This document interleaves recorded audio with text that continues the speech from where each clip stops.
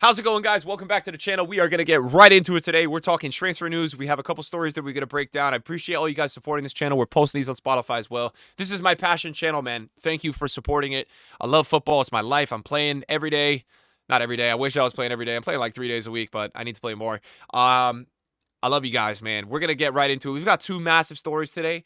We're going to get into the one, though, that I think a lot of people aren't really talking about, but it makes me a little curious too. Is there something going on behind the scenes? So we're going to start with that one, and it's an exclusive from the Telegraph that basically reports that Newcastle launched triple bids for Joao Pedro, Trafford, and Elanga. Now, what's the significance of that? Why would I care about that? Newcastle preparing for next season's Champions League, obviously, and they've bid 65 million British pounds on Joao Pedro. Guys, 65 mil on a backup striker. Is that inflation? Is that the economy? Is that the times? Or do they know something about Isak that we don't know?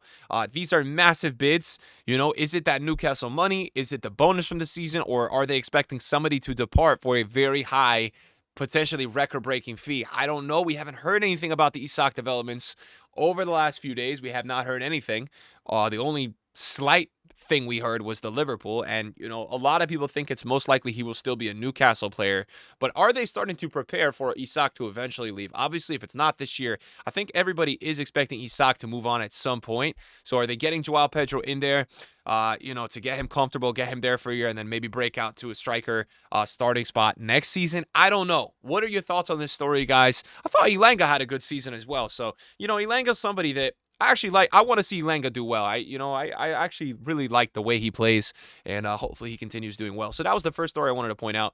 Now we're going to get into this Arsenal drama. If you're an Arsenal fan at this point, you're probably pissed off. It's been 20 days since the discussion started with Sesko. It's been way too long where you haven't had a striker that you've really wanted. Now, some of the Arsenal fans, they do defend Kai Havertz. And look, Kai Havertz gave you some goals. He's not a striker. So they do need to get a striker, guys. And if Arsenal, again, I've said this many times, if they don't get a striker in this summer transfer window, it's an absolute disgrace, you know, and you have the right to be upset at Arsenal and be annoyed because you look at what Arsenal's done over the last 2 seasons, you know, and people will say, well, why are trophies for them? No, don't listen to those people. All right, the team has made massive progress, massive defensively with results, Champions League semifinal, previous season quarterfinal. They're doing really well, right? We're talking Premier League second place. This is the problem, though. If other teams are upgrading in Europe, which they are, and we've said this many times, Liverpool looks like a god squad next season. I mean, we're going to talk about them in this video. Arsenal really needs a guy that is going to be able to provide them positioning and finishing in the box. That's all. You know, and unfortunately, you know, they're in discussions with two of the pretty much hottest commodities in the marketplace right now outside of, you know, is Isak even in the marketplace in the striker position?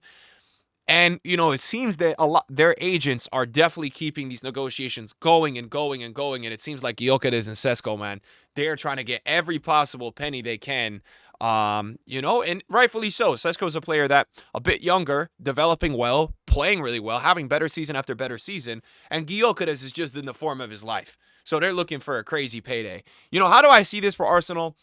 Look, I've watched a lot of highlights. I watched even today their last 25 shots. And what I can tell you about these two guys, all right? Gyokeres, for me, is a machine. He's an old-fashioned physical striker machine with, I would say, an additional flair of this ability to kind of like get a shot out of nothing with a quick feint or a quick dribble push. He's really unique in the way that I think Gyokeres plays so simple. And so when I look at what Arsenal are looking for, you know, does he fit right into the Arsenal system? We're going to talk about Gyokeres with another team today, too. I actually think at United, like, I know there's going to be crazy pressure with United. And in Arsenal, you walk in and there's pressure for sure because they needed a striker. But they've got a way better built overall team and have already been doing well.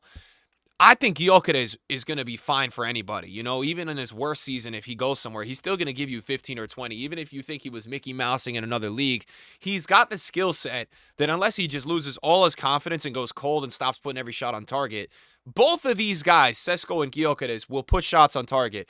Now, the biggest difference I saw with Gyokeres versus Sesko, I think Sesko, to me, gets out and runs a little more. Even though Gyokeres has had those moments, I noticed that with Sesko. They're both crazy good players. I felt like Sesko can kind of get out into space a little bit more, whereas Gyokeres, he reminds me of a little bit more just in that spot, in that role. Sesko, I think, would be a great fit. I don't see a problem with either of these strikers. What I see a problem with is that Arsenal need to get a move on it. So this is what I wanted to bring up as well with Arsenal getting a move on it, okay? Liverpool have joined Manchester United and Arsenal in the race to sign Gyokeres. Okay, what's my reaction to that? Now, on the other hand, on the same day, TNT Sports reports that Liverpool have no interest in signing Gyokeres despite reports coming out of Portugal. Okay, what do I react to all this? Now, initially, Ekitike is an interesting one. He's very expensive, but he is a player that I can see working at Liverpool. I don't think any of these strikers will go into Liverpool's system and not work. I wonder with Gyokeres, even though the dude is a beast, if he's more suited, like I said, for a United role than a Liverpool role.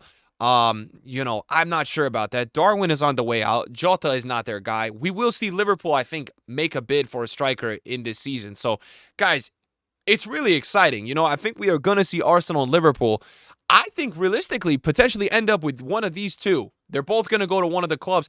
I'm not sure Isak is going anywhere. That's still up in the air. I think he is the best fit for Liverpool. But maybe we'll see one of these two also ending up at Liverpool. And I'm not sure what your thoughts are, guys. But look, I look at both of these guys. They are goal-scoring machines. They push shots on target. It's what you want to see. And both of these teams, Liverpool and Arsenal, just need a guy in the middle that's going to provide them goal-scoring chances and be there, all right, when the wingers and the midfielders are cooking. It's not one of those teams that they don't have great players around them, and these guys are going to have to go out and get it. So that's just another report. Apparently, all these pages and all these reporters are saying Liverpool have made contact over Gyokeres signing, which maybe tells me, is Isak not available? Now, these were just reports in Portugal. We don't even know because some of these reports coming out of Portugal have been a little untrustworthy. Now, this is what Arsenal fans are making a big deal of today. I've seen this today as well on Twitter. Rafael Leão was wearing a Thierry Henry shirt, all right? Is he paying respects to Henry, a great all-time great of the Premier League, or is this saying something more? Now, would I want to see Rafael Leão in Bayern or Arsenal? Absolutely, man. Leão, can you just go somewhere, bro? We watch you play internationally. We're not watching Milan anymore because Milan aren't good anymore. All right, maybe it'll be better next season. But, bro, can you go to one of these teams? We got to see you in the spotlight in the big time. Come on, it's time to make the move in your career. I mean, imagine we end up seeing Arsenal with Leão, Sesko, and Saka. Or Bayern, bro, Leão, Musiala, or Lise. Oh, my God, Bayern. Watch out. If that happens to... That's what I'm saying. Bayern, I'm surprised Bayern. I know they went for Nico Williams, but I'm surprised Bayern aren't going a little more hard for someone like Leão. All right? Man, that's a crazy line of three if that happens. And then the other thing to talk about, guys, and, this is where we're going to end the video. Ronaldo officially today, guys. He is having a new contract with Al Nassr. I wasn't so sure what was going to happen here. We were talking about this a couple weeks ago. And, the craziest part to me, guys, it's 2025. He signed a 2-year deal. All right, this is until 2027. So Ronaldo, 2 more years he's going to sign with Al Nassr. I mean, it makes sense, guys. If you were getting paid 400 mil, oh, my God, 400 million euros a year, man. That's just like, what am I looking at, guys?